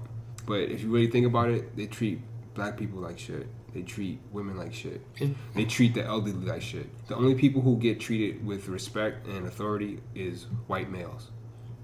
And I am neither of those. Well, I'm a male, but I'm not. Like, whoa. There's something else you want to announce with your final words there, buddy. Announcement. No, you're right. Somewhere else, they know more than one language. Yeah. Like they have culture. There's history where they're from. Yeah. And Our history they don't, is... and that's the crazy shit. Like, this country is a country built on immigrants, and it treats immigrants like shit. Yeah. Like, Yeah. Who? How you gonna tell me go back to Africa? Why don't you go back to Germany? go back to Europe. Yeah. Go back to the Caucasus Mountains, you fucking devils. Sorry. White power. We're getting a little heated right now. Relax, folk. We're getting a little heated. But That's not gonna help the cause, yo, man. that's always pissed me off though. Like the whole and I blame KRS-One for this shit because no, for this particular memory because he has it in the song and I heard him in an interview talk about it. It's like they want Chinese Americans to be called. Chinese people to be called Chinese Americans. They want black people to be called African Americans. But white people are considered Americans.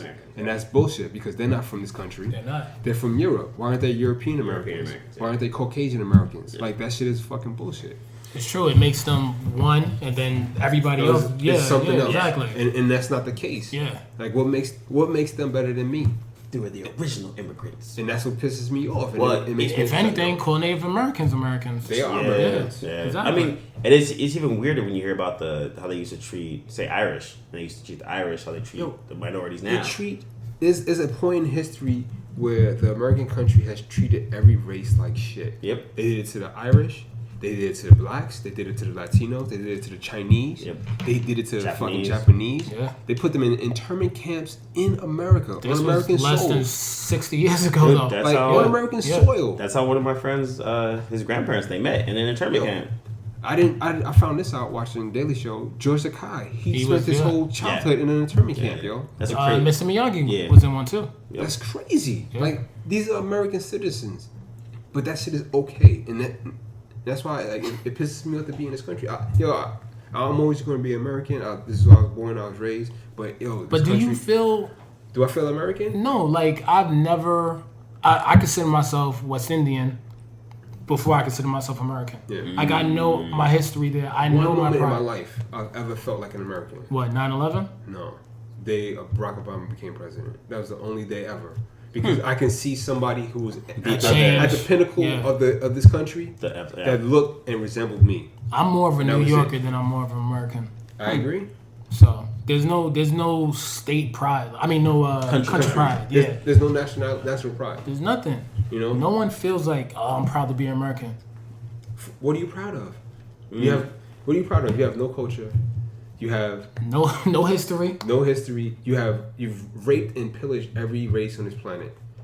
True. Well, no, Europeans are a little bit worse, but yeah, same thing. You stepped on, but they are Europeans. Yeah. So it's the same shit. Well, I think that's the other thing too. It's like, again, like we give for minorities, when people come here for the land of opportunity, right? Yeah. And so, like, someone said the same thing. Well, if you don't like America, you should go somewhere else.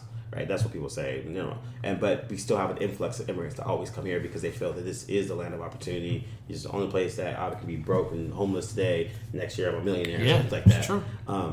And so it is an interesting thing where it's like that we're talking about, when you feel like being American. Like I think Michelle Obama said that. Like I forgot what the incident was. And she's like, yeah, it's the first time I feel like I'm an American. And then I remember, of course, the Fox News people were railing on that. Oh, you ever felt like American before? And blah blah blah blah. And it's interesting, yeah. And that's what someone was kind of saying. But she was like, nah. There's certain instances where you're in a store and then the person's following you as you're walking around. We're just trying to get like a Snapple or something like that. Or you're you get rejected from a job. You're not sure if it's because your skills suck or it's because you're black. Those type of things. And so, or the cops beat you down because you have a phone.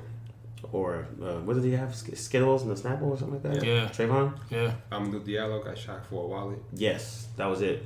He got messed up. Or the dude that got killed with on his Bachelor. Sean Bell. Yeah, Sean Bell. That shit was even bananas. So it's like on one end you have it like, hey, I went to school. I got my degree. I got a job. I live in New York City. I'm in America. This is kind of cool. And then the crazy reality hits you sometimes, and it's true. Sometimes, like for me, like I was talking about the apathy part, where it's like we're so far removed sometimes from that type of stuff that it tended to, for me, sometimes it doesn't even register. I grew up in the suburbs. I wasn't around the crack cocaine stuff. I had very minimal interaction with police officers and all that kind of stuff. I've had incidents with police where I've gotten kind of a reminder, hey, don't forget you're black. Like that's happened to me at least 3 times. Oh shit. That's right. So yeah, so those things happen. What do you know? So for sure. But you have those. But then again, like you said, these are the type of those incidents that kind of reminds everybody that, like, you use a nigga. Yeah, I forgot what comedian said that. But like sometimes we forget, like, yeah, we're black people, we're black, and then sometimes it's like, wait, no, you're a nigga. Yeah, don't forget that shit. Yeah. And I think that's like Chris Rock was saying, the sky's the limit to the limits of the sky type of mentality. And I don't know what's the, like you said, coming together as a community and kind of rebuilding that stuff is like a really good first step and start. I think it's a great starting point. Yeah, but I think you're right. They don't have that. We are a community type of thing that they had maybe in the 60s and the 50s and the 70s. Exactly. And all that. And then definitely in the 80s, that shit kind of really crumbled down. So now we're all these like individuals running around and doing community leaders are the gangs. Gangs in certain parts, this gang's here, don't go there. Like, you know what I mean? That's the ones that took over instead of being positive gangs and helping out their communities. Yo, the thing is, like, in the 80s, there were gangs everywhere, right? Everyone saw Warriors. There were gangs everywhere. Oh, yes, and you knew what blocks to go in and how to act in each block because every gang had their own rules. And if you followed the rules, you would be cool. Yeah. But the thing is, the cops, they're in every neighborhood. They're everywhere you go. So there's no escaping them. Like, you can run forever. There's no going to Coney Island. Like, you're still going to get caught. True. Like, you still got to face them no matter what, no matter where you go. Biggest gang in America, Hands down. So you walk in a constant state of fear? Or do you just... I'm never in a state of fear, but I'm always on alert. Like, even though I'm laughing, I'm joking, I'm always... Yeah, your mind's always spinning. You always be aware of your surroundings. I think I'm less like that. I'm not, like, retarded and just, like, running around, like, do whatever I can do. But I don't think to me, it's not my forefront. Like, I'm walking down the street and I'm in the Bed-Stuy or I'm out here or I'm like somewhere that's not the first thing that comes into my mind. Well, you're in a comfortable neighborhood. If you're in and it's also, again, I'm like if you walk into Barney's, you're not gonna go, I hope the alarm doesn't go off because I got my book bag on me. Nah, actually, I do. As soon as I walk in, this alarm better not go off, yo. That's what that's never happened to me. I prefer the alarm go off when I go in. Why? Because if it goes off when I'm going out, they think I stole something. Like, I haven't had that. Either way, I don't want it to happen. But I haven't had that mentality in a long time. When I was younger, maybe. But, like, now that I'm a little older or whatever, I haven't had that, like, walking into a store. And then I think that's the other reason why when, kind of like Dave Chappelle was like, when that racist happened to you, you're almost, like, shocked that it was racist. Like, oh, my God, that was racist. Like, you're not even offended. You're just more shocked than the racist thing. How did he know I wanted the chicken? Yeah. But again, like I don't go into Barney's and have that because I haven't had that experience in so long. Maybe I almost forgot. Like it's almost like it never really happened, or it doesn't really happen. And then like when the Mike Brown stuff happened, that's the kind of like reality check. It's like, oh shit, wait, hold on, I'm a black man in America. I tell you the way, like I kind of look at the world. Like it's kind of what you were saying earlier. Like I have my health mostly. I don't have my hair. I have a job. Fuck says health and hair. Health and hair. You got an interesting beard. I have health. I have a job. My career is decent. My family's healthy. You put your career before your family. I always do. That's another conversation. My art is awesome. Oh wait, and my family's cool. Listen. God. Like in all intents and purposes, like my life is decent. It's not horrible. It's not. No, amazing. Yeah. You have a bed. You have food. I'm exactly. I'm living a decent life. Yes. You're a middle class American or a middle class person on this planet. But for me, as a black man in this country, I know that at any moment they could take that away from me, and that's the shit that pisses me off. Because they can make any story up, and I'm done. Because automatically in the courts, I'm guilty before innocent. True. Like a cop could say, I saw him throw a gun away. They can never find a gun, and I'll still do time. One of my friends was actually helping a case like that. Kid was about to go to college. He told me. He was like, that's basically what's happening. Like, he never touched a gun in his entire life. There's a gun in the garbage can. Police rolled up. Is that your gun? No, but they arrested him anyways. So and he was telling me this whole story. I'm like, that is insane to me. But then the other side of the story, I was like, why is he next to? Yeah, exactly. So, there's extra stuff to go. Yeah, and so like you're talking about how that's your forefront. Like I actually don't think about that crap at all, which is horrible about me. But maybe it's because I have an optimism look. What I'm saying is, it's not something I walk around with. Yeah, I you just know that it could happen. I know that. I mean, if it did happen, you wouldn't be surprised. Basically, is what you're saying. Yeah, which is, I don't have a pessimistic look at the world. Yeah. But I know that I know the truth. Real shit can happen. Yeah. Like I know how they do us. You know, and they'll do it and fucking laugh about it in the fucking squad room tomorrow. Mm-hmm. Like that easy. Like it means nothing to them, you know. And that's the thing. That's another thing that pisses me off. They just took a life away. Yeah. They shot him like he was a vicious dog or something. Just let him sit in the street, lay in the street. They were talking about that. It wasn't even with the Mike Brown like a human. Yeah. When the police were relaying their statement, quote unquote, their statement of someone that just got killed, and they're like the way they're saying it, I'm like, yo, this young kid just got killed, man. You guys have a little bass in your voice. 6'4", 18-year-old. Like, yeah, like suspect, like, yo, man, like this kid just got killed. You know the whole story. Let's figure this out for all the craziness happening. You should be broken up over something like that. Yeah. But like you said, it's when I talked about earlier how the woman that got shot in her face and the dude got found guilty, and everyone was like, "Oh my God, she got found guilty! Oh, crazy!" Yeah, pretty much. I mean, she could have got caught. I was just wondering. But yeah, you're right. It's when the Trayvon Martin when Trayvon got I shouldn't even say George Zimmerman when he got exonerated or acquitted from it. It was like. You're right. It was a collective, like, yep. We actually didn't even expect him to get even this far. Yeah, and then people were blaming Trayvon's friend, like, all her testimony, like, dude, this dude killed him. We know that's a fact. Yeah, man. And that's the fucked up shit about law. It's like, if you don't present a case in a proper way, even though you're right, you can still lose, which is it's confusing. Mm-hmm. And it's kind of upsetting. Like, yo, you have the evidence. Well, you didn't double space. Yep. There's no commas, so... Also, I have his transcripts. He used to kind of cut them. Exactly. Like, Trayvon Martin called his friend. He told her, this dude's following me. You hear him saying, get away from me. People hear him saying that. Like, it's like, what else was he supposed to do? Yeah.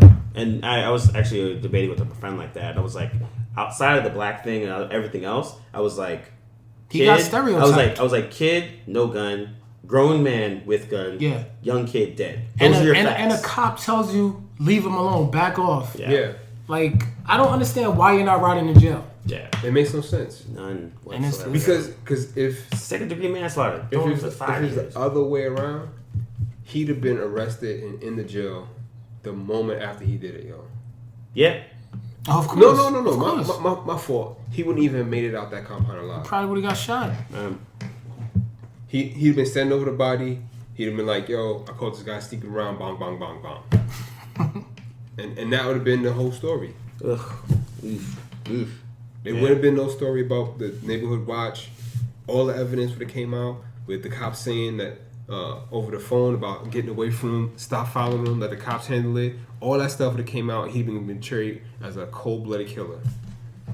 This dude does it. He's just taking care of his neighborhood. Yeah, stand your ground type joint. Like the woman that got 20 years for shooting in the air. Yeah, she didn't hit anybody. Yeah, didn't hit not one person. And got 20 years. That's crazy. And she was in her house. Oh. You know, on property. Yeah. You know, being in your house don't mean nothing. That's like the Harvard professor that they called the police on him that he was breaking into his own house. You know, we had this case about a black guy breaking into houses and putting his pictures up all over the house. Let's bring some crack. Look at this. Negro came in here and put pictures of himself all over his house. And his family. That was the longest final word ever, but it's round robin. That's why. Yeah. Go ahead, speak on it. I just wanted to add, when I already been saying it with how it starts with us, but also, and I'm just gonna drive this point home. I feel like black people in the forefront, our quote unquote leaders, really need to step up and say something, or better your community. You know what I mean? Like, I don't listen to rap as much as I used to, but back to what Pope was saying, it's destroying our community. Yeah. Every song's about popping Molly or killing somebody, and these kids are living that now. And then this is what white people are seeing, and they're like, if you're not respecting your own community or each other, why should we? We don't respect you as well. Yeah, we're not gonna respect you. Mm-hmm. If everybody here listen to jazz and being friendly, if a cop does something, you're gonna be like, all right, what's going on? But when stuff like this happened, I'm pretty sure a lot of people just was like, they just turned the channel. Yeah. Oh, some kid got shot. What else is new? Yeah. Must have been a criminal. thug. Yeah, I mean, exactly. they don't identify with. That happens a lot with movies. Same thing, where it's like, you know, there's no positive role models. Yeah, when you know there's you get a movie on there and there's like a sad thing that happens, and if it's with a white child, everyone cries. They feel if they identify with it. If it's a black child, they're like, oh man, that sucks. I've never seen a movie with like black parents and a white kid. Like you always have your losing Isaiahs. Yeah. Like that's the racial part of it. You know what I mean? Like it's just like I've never really seen like a black family walk around with a white kid. Not saying I would want to see that, but I'm just saying that doesn't exist. Black man gotta take care of another man's kids, and then a white kid on top of that. You'll get murdered in the black community. You don't got enough black kids to watch. You couldn't get one of your own. Brittany, and I'm the least racist person. Not saying at the table, but I'd be like, all right, man, come on. There's a lot of black kids out there. And you're gonna pick a white one. That doesn't make any sense at all. Now you're mad at the black family for adopting the white kid. That should actually be a skit. Yeah, that'd be a good movie though. Movie? Nah, come on. Yo, but I'm not watching hour half of that. Yeah, exactly. No way. In a world where Jamal has adopted Brittany. Yeah. Yo, it's a black family that adopts a white family. I mean, a white kid, and then it's like them being persecuted in the black community. Persecuted by everybody. Like, the whole community. Yeah. They just give them shit. Did he kidnap you? Like you won't be able to walk anywhere with your kid. Like, yo, I gotta wait till you're like 13 so we can chill. Like, you can't take the kid out, man. It'll be a shame. It'll be a shame. Yeah. People just be coming up like, what's going on over there? Not if you're with a stranger. Halloween, what is this? Are you King Kong? Exactly. Like, what's going on here? That's it's my kid. Sure. So if you ever have a problem, give me a call. Don't give my child the word. Exactly. Your child. It's like, where's your dad? Right there. Hello, Mr. Jackson. Oh, dude, that's not good. But yeah, what was I saying? I was talking about like community. Yeah, families. Yeah, exactly. Like hip hop. All that is tied in, man. It's jazz and Mozart. I heard a quote today, and I've been using it all day, and I can't remember what it is right now. We've been doing this podcast too long. But my phone died too, so don't worry about it. Nice. Instead of giving a false fact, I'll give no fact. Yeah, I don't know, man. I think my thing is more knowledge is power type of thing, and I think that a lot of us in our community we don't quote unquote care. We're apathetic about stuff until it adversely affects us. Yeah, until it happens. And so and it's kind of like I said again. It's like you can rail like people's like they want to blame Obama or they want to blame the government or this and that, but then they don't understand how that government actually works, how these things do, how these things pass, how these don't pass, how your inaction does this, how your action does that.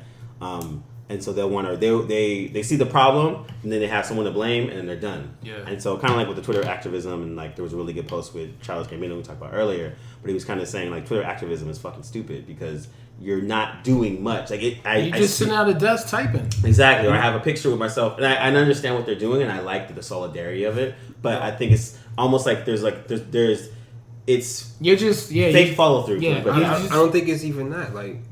Twitter activism is just is selfish. Like they're doing it to appease themselves. Yeah, and say, hey, look at me. Like I understand they're trying to do something, but I feel that's what in the end, that's what it is. It's like, yo, I did something. I retweeted it. I don't want to cut off your final words, but even with that whole, black out your avatar, what the hell is that going to do? You know what I mean? Like, when with certain stuff like that happen, it's like, what's the point of that? Cops ain't on Twitter unless I did something. Yeah, what they going to do? Hey, take down the avatar. Oh, my God, this guy's really making a point. There's a lot. He's right. There's too many dark avatars out there. Oh, man, did you just twig pick that? We got to do something. We're getting killed. We're getting killed on the internet. It's the equivalent of putting, like, you going into water and just putting your toe in. Jump in and help out, man. Yeah, no, you're right. And that's what I think. That's the thing that's so interesting because you have kind of with the bring our girls back, that whole situation. Like there was a hit. It went big, and it's been 3 months. And I think, where they at? I think 3 kids have been found out of the 200. I didn't even know they found 200 something plus. But the only difference between that is I'm going to bring our kids back. Only difference between that is that was more about just getting the information out. Yeah, and awareness. And I think that's part of that's the part where people that's the crutch. They're like, you know what, we're doing this to bring awareness to it, which is awesome. But it's almost just like in marketing and everything else. It's cool that you have 1 million eyeballs on it, but then out of that 1 million eyeballs, is someone gonna do something? Yeah, like what's actually gonna be done from it? You know, like when people tweet information, like they retweet like actual stories that are like, this is happening, you need to know about it. That's dope. That's dope. That's awesome. When people are like, this is an outrage. Hashtag, this is going on. Like, what is that? That's not. What are you not doing anything. Yeah. Are you talking to somebody, or you just fucking jerking yourself off? Yeah. Like, what are you trying to accomplish with this, yo? And people are saying as well, like having actual conversations with real people as opposed to being on Facebook or being on Twitter, to have those conversations, like say community type stuff. Yeah. And I think that's. Like we're doing a podcast, which we felt for us was how we would do it. Like our we're having outlet, a conversation. yeah, exactly. Like awakening the word out. Yeah, exactly. So I looked at it as that we have a platform for how many people listen to it, or how many people send it out. 5 people. Like we have a platform where we can do something and get the word out and get our opinions out. So maybe it can help people in some way or another. Maybe it'll help people get through the tragedy that's going on. Maybe it'll help inspire people to go out and do something stronger. Yeah. You know? But I felt that we had to do it because it was our obligation. It's like we have this, just like you said, we have this platform. So it's like we can't always have, we talk about everything. Yeah. So it's like, all right, we're going to get together and talk about something that really we don't have to speak about. You know what I mean? But something like this is an important topic that you want to voice your opinion and exactly. And also too, like, you know, having a conversation about Robin Williams' suicide and mental health and depression. We're not brushing that. Yeah, we're not going to brush it off. And I think we should have that conversation as well. Like, I would want to bring in like a psychologist or someone you know that works with people with depression, so we can have, because I have a lot of questions about depression, because that's something that I get depressed, but I've never gotten to those levels. Yeah, that's the same thing. I know I deal with that shit. Yeah, so it would be good to have someone, an expert, to kind of bounce ideas off and just ask them real questions. Yeah. So we will definitely talk about that. That's why I wanted to say that. But I think it would have been irresponsible for us to come together and do a podcast about, like, we have authority. Review. Yeah, we have authority of being black. We know, so we can speak from firsthand experience. Yeah. It's not just like you said. We bring a psychiatrist on talking about depression. It's certain things where you might be going through it, but we don't know. Yeah, exactly. Everything. So it's like, why would we are males and we are black in America, so we can talk about this. Pope said he wasn't an a expert. Pope said he wasn't a male earlier. That's what you want to say. I'm neither. Why must we segregate ourselves with gender? Yeah. But it's been an awesome conversation. Shout out to our man Ant, who could not be with us today, or in future podcasts. Jokes. But hold on, Mr. Man's at the door. No chance. Yeah, man. So this is Table of Truth. Yes. This is a serious podcast. We still have some jokes, but hopefully people learn some stuff. And we are out.